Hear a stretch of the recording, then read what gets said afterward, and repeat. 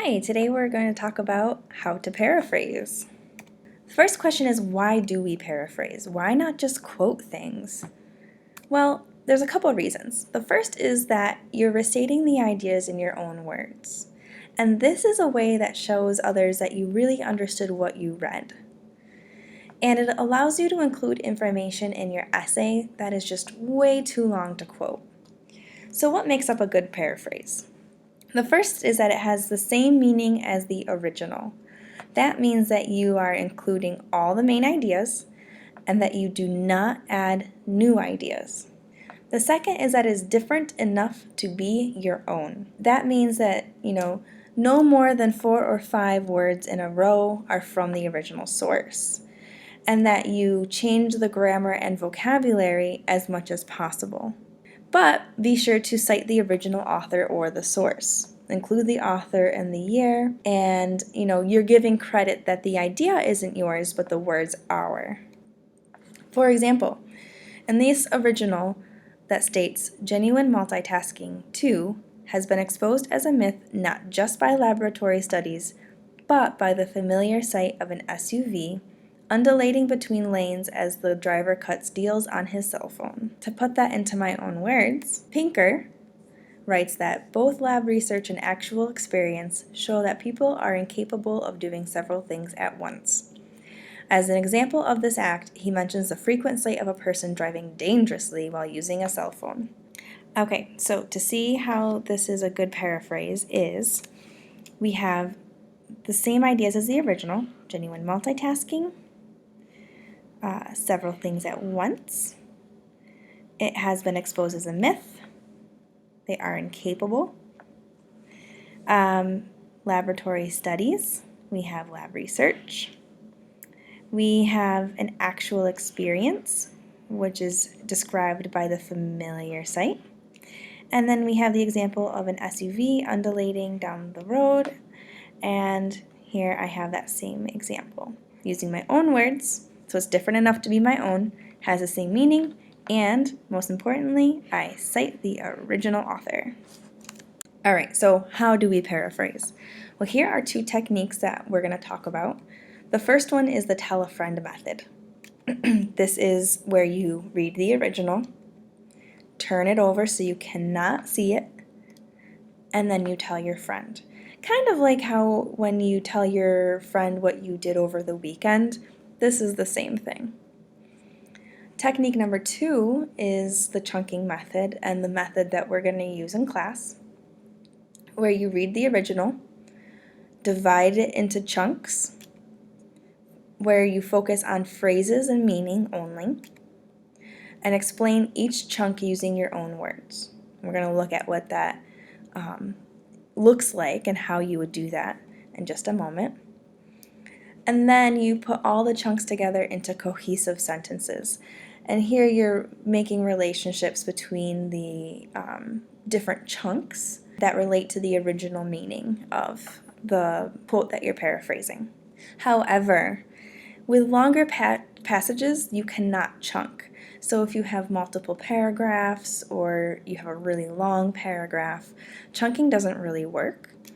So what you'll want to do for longer passages is you read the original, identify the key ideas, and then you summarize the passage. So paraphrasing and summarizing are pretty similar in the sense that when you summarize an entire article, you're really paraphrasing as well. But let's talk about chunking for a moment. In this example, we have the original, and what they did is they broke this up into 4 different chunks, different main ideas. So if you see explanation 1, problems with famine could be solved worldwide. That's my own words, but I can look back up into the original. Here is where you can see that idea stated in the original. Okay. Could be eliminated globally. Idea 1, chunk 1. Here's my second idea. For less money than it costs people to feed their pets in the US and Europe. So here is my second idea. I'm going to bracket that so you can kind of see where it separates from part 1. Number 3, everyone could learn to read and write. Universal literacy could be achieved.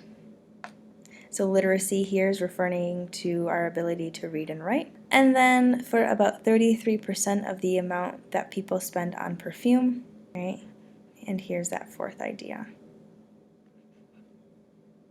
So what they did here is that found the 4 main ideas, wrote them in their own words. Now the next step is to put it all together into one cohesive sentence or sentences. So here you can see the different parts again. Most important part, my citation, all right? And look at what I'm doing for my citation. I'm using a noun clause. Problems with famine could be solved worldwide. That's my first idea. For less money than it costs people to feed their pets. So here I have my second idea. Everyone could learn to read and write.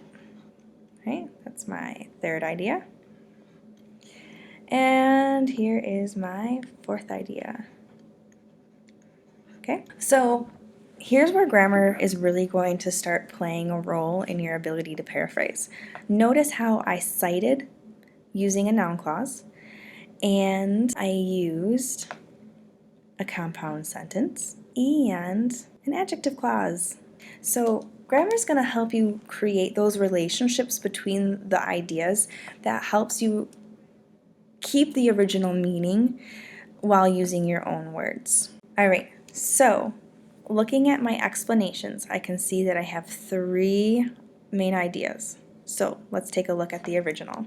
There is an element of sacrifice and obligation. Women are expected to make many things secondary once the husband comes along. So here, women are expected to make many things secondary is my first idea. My second idea is once the husband comes along. Okay, so that's number 2. Why are they doing that? To devote their energies to him and the house and the building of another family unit. Oops, sorry, 3, not 4. So let's take a look. Explanation 1, women are expected to make many things secondary. Women must give up time and energy for themselves. So here we're having the same main idea. Making things secondary is another way to say giving up your time and energy that you would spend for yourself. Number 2, once the husband comes along, after women get married, same thing. And then women are expected to focus on taking care of their husband, home, and children, to devote their energies to him and his house and the building of another family unit. So now we need to put it all together. And in the last example, we kept the flow of ideas the same as the original. But here, I want to show you that you don't have to keep the ideas the same way that they're presented in the original. So here, after they get married, this was actually my second idea. Here is my first. And then my third one stayed the same. And again, noticing how grammar helped, here we have an adverb clause of time after they get married. And then I have another adverb clause of cause-effect. Okay, keeping the same meaning as the original. Here are a couple things to avoid. In the original states, globalization so often seems to threaten the identity of the individual by subjecting us to someone else's rules. In our paraphrase, it says, Ma, referring to Yo-Yo Ma, says that globalization usually terrorizes people by enslaving them to rules someone else has written. The problem with this is it is too similar to the original. If we take a look, globalization,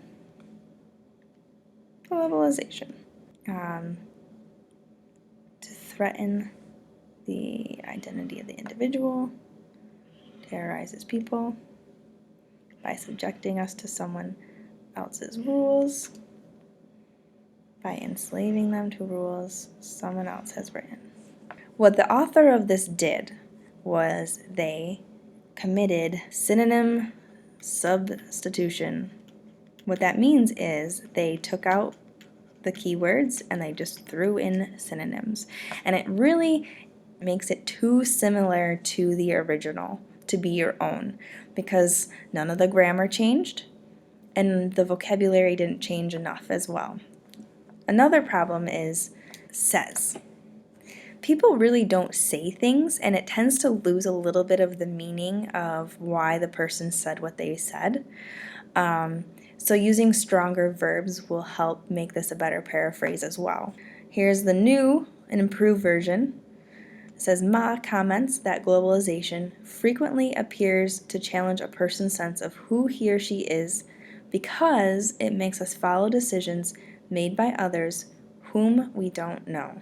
So, look at how grammar really played a huge role in this, as well as explaining the ideas ourselves. First things first is that we have a way better verb, comments.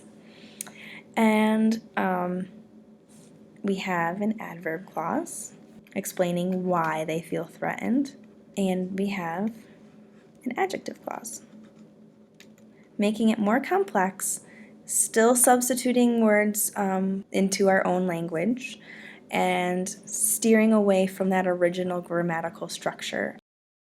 Another thing to avoid is, in this original, it says, it is inappropriate and simplistic to treat cohabitation as a major cause of divorce. In the paraphrase, it says, Larry Bumpus says that cohabitation might be a major cause of divorce. So we have a couple things here. First things first is that nobody says anything. Okay, again, it's not a strong verb. And then here we have might.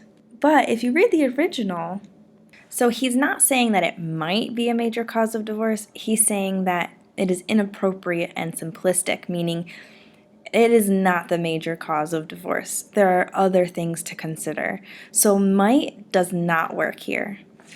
So what the problem here is that the bias is lost when you use words like might, okay? You're losing that bias or that strong opinion. So you want to avoid this because remember, you have to keep the author's original meaning. You can't change that. So in the new example, we have a stronger verb. He contends or argues against the idea that living together is the largest cause of divorce. Okay, much stronger. It has his idea, it has his opinion. All right. Keep calm and love English classes. Thank you for watching, and please subscribe to my YouTube channel below for more.